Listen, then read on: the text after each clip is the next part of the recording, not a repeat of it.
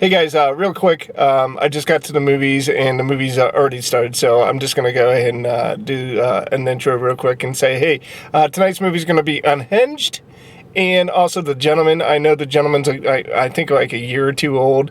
Unhinged is the new Russell Crowe movie. I don't know anything about it. I don't have any expectations for it, so let's see how that goes. Hey, real quickly, does anybody out there have Spotify? And is anybody as big of a nerd about Marvel Comics as I am? I just discovered a Marvel podcast called Marvels, which is based on the Kurt Busiek book of the same name, Marvels, and it is excellent. It's excellent writing, excellent voice acting. It's a really good podcast, and I would recommend it for anybody that is a comic book enthusiast. But, all right, so that's my shaky intro right there. I'm going to get going in just a few seconds. I'm going to be right back to let you guys know what I think about Unhinged. All right, I'll talk to you guys in just a few seconds. Bye.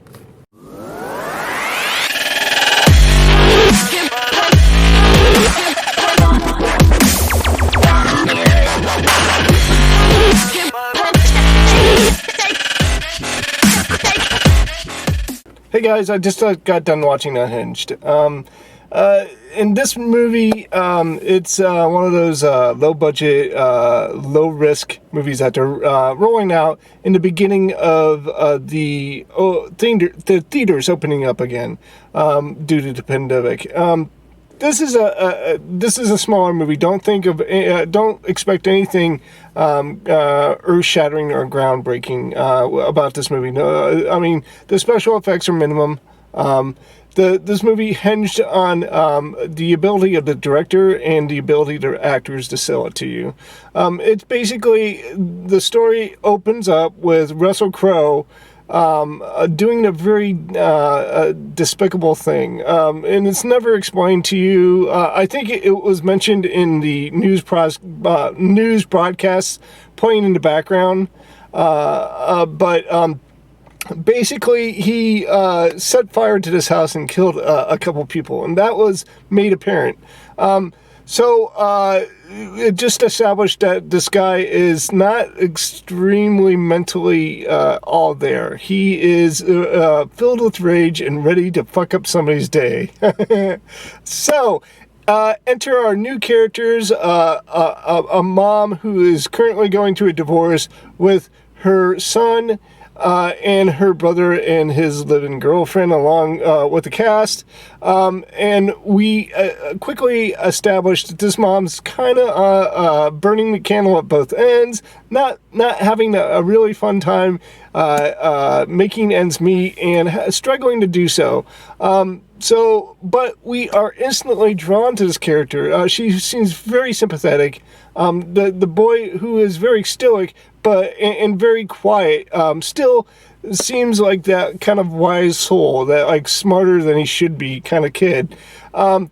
So as she was taking him to school, they cross paths with the Russell Crowe character, and through kind of a lapse in judgment, she does trade some ill intent towards this character, and he tells her that he's going to teach her and how her day could get worse, and how to be sincere in her apology. And I'm just talking like maybe the first 1/6 of the movie right here. The rest of the movie is Mom on the run from this guy. And here's the pluses of this movie. Again, like I said, in the beginning of the movie, it was very mundane. It was mom and breakfast, mom on the expressway, mom in traffic, I mean, these scenes could have been very mundane and very boring, but I felt compelled, I felt drawn to this movie for the simple fact that, of course, we being the movie watchers that we are waiting for that second shoe to drop, but actually, at the same time, the direction actually was really good, and it kind of created that tension. Long shots of this guy's truck, long scanning shots of this truck that kind of like sold us on the menacing character that he was portraying. When he first starts initiating this conflict with this woman, we are instantly drawn in, and we feel that threat that Russell Crowe's character is presenting in this film. It was well acted. Russell Crowe seems to be kind of like the different body types of Russell Crowe are on display here. He has bulked up. He has bulked up quite a bit. He's not the Mr. Gladiator that he once was, but it doesn't mean that he's not a great actor. And I think he plays a really good kind of like Southern drawl kind of guy in this movie. And he plays a very menacing character in this movie. And I really believed his character. In fact, I believed every single one of these characters. All these characters except for exclusion of maybe your brother. That they were really good. I believed him, and I really enjoyed his characters. And the grisly deaths that were caused by this guy were very shocking and very entertaining at the same time. I really enjoyed this movie. I'm not giving away any conclusion. But we did finally have a showdown with Mom and Russell Crowe's character, and it was very satisfying. I really did enjoy it. And there was even, for these movies, it just seems like there's always like that one last line that the protagonist says to the antagonist before they drive in the nail in the coffin, and she even has that in there. And yes, it did seem a little cheesy, but it was very earned, and I really enjoyed it. There were a few things that didn't work with this movie. Some of the plot that we were given was a little too convenient, and it was there specifically to explain the plot going on.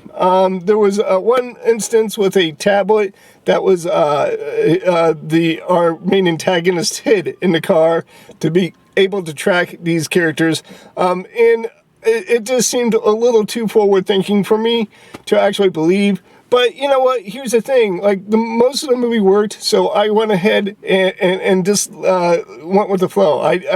Some of the incongruities of the plot were forgivable for the simple fact that the suspense was there, and we enjoyed that, and we enjoyed all the characters in this movie. So I'm gonna have to. Man, I really did. I found this movie very enjoyable. I remember looking online and seeing the reviews for it, and they weren't all that favorable. But I'm going to go ahead and give it a 90%. I enjoyed it. I enjoyed the performances of it, and I enjoyed the direction that was given to us that created that suspense that made this movie worthwhile. So that's it, guys. 90% is what I'm going to go ahead and give Unhinged. We're moving on to The Gentlemen. Well, in just a few seconds, I'll be right back to let you know what I think about that movie. All right.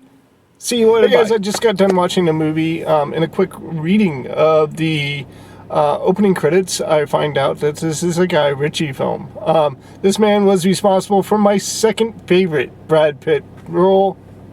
Ding. He's responsible for movies like Lock, Stock, and Two Smoking Barrels, or Snatch. And his particular brand of storytelling, it doesn't seem to change from film to film. Now, the plots change, but the way that he tells the story does not. They all feel like the same story to me. But that doesn't detract from the enjoyment of the film. They're all very entertaining movies. With a Guy Ritchie film, you're getting... well, here, let me go over the plot real quick, and then I'll get into what I was about to say, which is, the plot is we have Matthew McConaughey, who is playing like the kingpin of a marijuana industry, a marijuana empire that is operating over in Europe, in England, to be more precise. And he is looking to unload this business. He wants out of the game. He wants to retire and enjoy, in his words, his middle age. So that is basically what we're talking about for this movie. But with all Guy Ritchie films, it is an incredibly complex maze of plot. It is. There's a lot of characters on this table, and there's a lot of plot to get through. I vaguely remember Lock, Stock, and Two Smoking Barrels, and I vaguely remember the Snatch movie.